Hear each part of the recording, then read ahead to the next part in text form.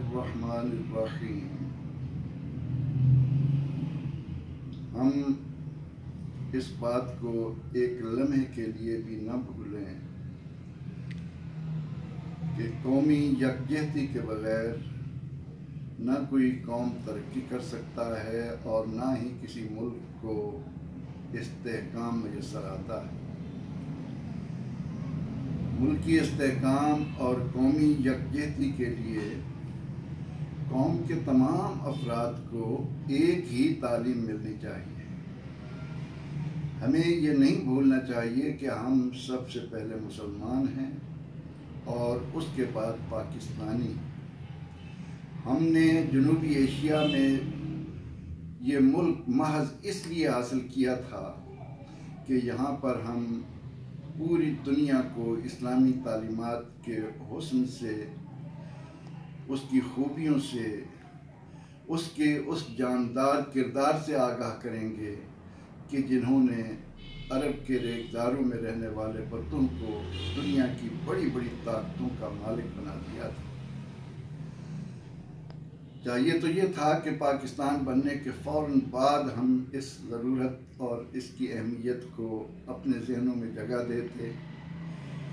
اس کے لیے عملی اقدامات کرتے، لیکن اس خطے میں ہمارے دشمن نے ہم میں رہ کر ہمیں جس طرح اپنا ذہنی غلام بنایا، ہماری سوچ میں اتنے غلط نظریات شامل کیے کہ جن کی وجہ سے ہمارا تعلق ہماری بنیاد سے قطعی طور پر ٹوٹ گیا۔ آج اگر صاحب دل افراد یہ سوچنے پر مجبور ہوئے ہیں کہ پوری قوم کو ایک نصاب تعلیم دیا جائے تو وہ اس بات کو یاد رکھیں کہ اس سے مراد یہ نہیں ہے کہ محض ہمارے ہاں جو دینی ادارے ہیں ان کو قومی دھارے میں لانے کا اہتمام کیا جائے، بلکہ ضرورت اس امر کی ہے کہ من حیث القوم پورے ملک میں ایسا نصاب تعلیم ہم اپنے آنے والی نسلوں کو دیں کہ وہ آگے چل کر سب سے پہلے اپنے آپ کو مسلمان ثابت کریں، تاکہ ان کا اخلاق مثالی ہو، ان کی معاشرت جھوٹ سے، بدگمانی سے، تعصب سے، حسد سے، بغض سے، اناد سے مبرہ ہو۔ پچھلے 72 سالوں میں مذہبی منافرت نے جس طرح اس میں جڑیں پکڑی ہیں، ان کا خاتمہ میں سمجھتا ہوں اگرچہ اتنا آسان نہیں، لیکن ہمت مردہ مدد خدا۔ آج اگر ہم تہیہ کر لیں کہ ہم نے اس مذہبی منافرت کو محبتوں میں بدلنا ہے، اس مذہبی منافرت کو ہم نے یکجہتی میں لانا ہے، ہم نے اسے اپنی ترقی کا راز بنانا ہے، تو زیادہ وقت نہیں لگے گا۔ اب ہم اس بات کی طرف اگر توجہ کریں کہ کیسا نصاب تعلیم ہو، تو اس ضمن میں اس سے قبل میں علم کی اہمیت کے متعلق چند بنیادی باتیں عرض کر چکا ہوں۔ آج اس ضمن میں قوم کے درد مند افراد کی خدمت میں بڑی درد مندی کے ساتھ یہ عرض کروں گا کہ خدا را سوچئے، خدا را سوچئے، خدا را سوچئے۔ ہم پر جو ذمہ داریاں عائد ہوتی ہیں، ہم اگر واقعتاً یہ چاہتے ہیں کہ اسلامی تعلیمات کا عملی طور پر مظاہرہ دنیا اس خطے میں دیکھے، تو ہمیں ایک ایسا نصاب تعلیم وضع کرنا ہے جو ہمارے اخلاق اور کردار کو ایسی بلندیوں پر لے کر جائے کہ دنیا بول اٹھے کہ واقعتاً پاکستان اسلام کے نام پر ہی آزاد ہوا تھا۔ اب نصاب تعلیم کے ضمن میں بنیادی بات تو یہ عرض کروں گا کہ پہلی سے لے کر 10ویں جماعت تک پورے ملک میں تعلیم مفت کی جائے۔ ملک میں موجود بے شمار مساجد انہیں محض اس لیے نہ رہنے دیا جائے کہ یہاں 5 وقت کی نماز ہوگی یا 8ویں دن جمعہ کے لیے لوگوں کا اجتماع ہوگا، بلکہ ہماری یہ شاندار مساجد ملک میں تعلیمی انقلاب کے لیے بنیادی کردار ادا کر سکتی ہے۔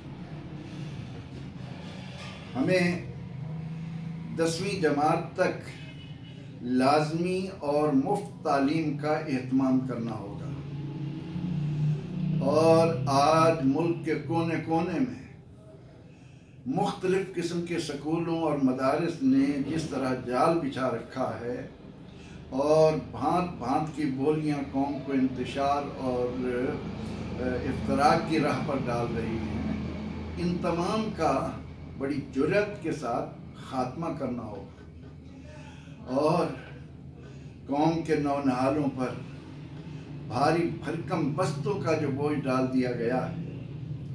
بعض ادارے تو ایسے ہیں کہ ان میں تعلیم حاصل کرنے کے لیے آنے والے بچے اپنے بیگز کو خود نہیں اٹھا سکتے، انہیں اپنے بیگز کو اٹھانے کے لیے بھی ایک ملازم کی ضرورت ہے، ایک نوکر کی ضرورت ہے جو ان کی کتابوں کا بوجھ اٹھا کر ان کے ادارے تک چھوڑ کر آئے۔ آخر اس کی ضرورت کیا ہے؟ کیوں ہم اس بات کی طرف توجہ نہیں دیتے کہ اس طرح کے تکلفات قوم کو کیا دے رہے ہیں، اور اس طرح کے اداروں سے تعلیم پانے والے بے شمار افراد آخر ان کے کیا کارہائے نمایاں ہیں؟ ہمیں یاد رکھنا چاہیے کہ حضرت امام جعفر صادق رضی اللہ تعالیٰ عنہ یا حضرت امام مالک رحمۃ اللہ تعالیٰ علیہ یا حضرت امام ابو حنیفہ رحمۃ اللہ علیہ، ان لوگوں نے جو عظیم درسگاہیں قائم کر رکھی تھیں، ان میں آنے والے نہ تو اتنے بھاری بھرکم بستے لاتے تھے اور نہ ہی وہ یہ برائے ضرورت تعلیم حاصل کرتے تھے، بلکہ آپ حیران ہوں گے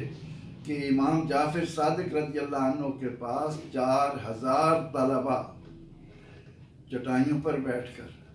سادگی کے ساتھ علم حاصل کرنے میں مگن ہیں، اور کیا قیامت تک آنے والے اہل ایمان اس بات پر ناز نہیں کرتے رہیں گے کہ جابر ابن حیان جس نے سائنس کی دنیا میں ایک انقلاب برپا کیا،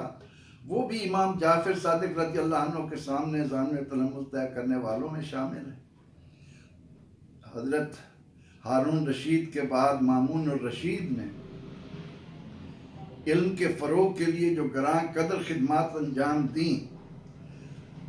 ہم یہ تسلیم کرتے ہیں کہ انہوں نے اساتذہ کو، محققین کو، مدققین کو، ریسرچ سکالرز کو آسائشیں دیں، لیکن ان کا زیادہ زور اس بات پر نہ تھا کہ قوم کے نونہالوں کے لیے بھاری بھرکم بستے ہوں اور ان کے لیے جو تعلیمی ادارے ہوں ان میں ایک ایک کو اتنی آرام دہ نشست دی جائے۔ نہیں، یہ تمام لوگ انتہائی سادگی کے ساتھ۔ تو میں یہاں پر یہ بھی عرض کرتا چلوں کہ ہم نے جو نصاب تعلیم وضع کرنا ہے وہ ان باتوں کو خاص طور پر خیال رکھے کہ علم حاصل کرنے والوں کو علم کے حصول کے مواقع ہوں۔ یہ نہیں کہ ان کو علم حاصل کرنے کے لیے جسمانی آسائشیں چاہیے، ان کی چھت کیسی ہو، ان کی عمارات کے فرش کیسے ہوں، ان کو فرنیچر کس قسم کا دیا جائے۔ نہیں، سادگی کو اپنانا ہوگا، اس لیے کہ نبی اکرم رحمت عالم صلی اللہ تعالی علیہ وسلم نے جہاں صفائی کو آدھا ایمان قرار دیا ہے، وہاں آپ نے سادگی کو بھی آدھا ایمان قرار دیا ہے۔ انشاءاللہ العزیز اس سلسلے میں مزید گفتگو اس کے بعد کی جائے گی۔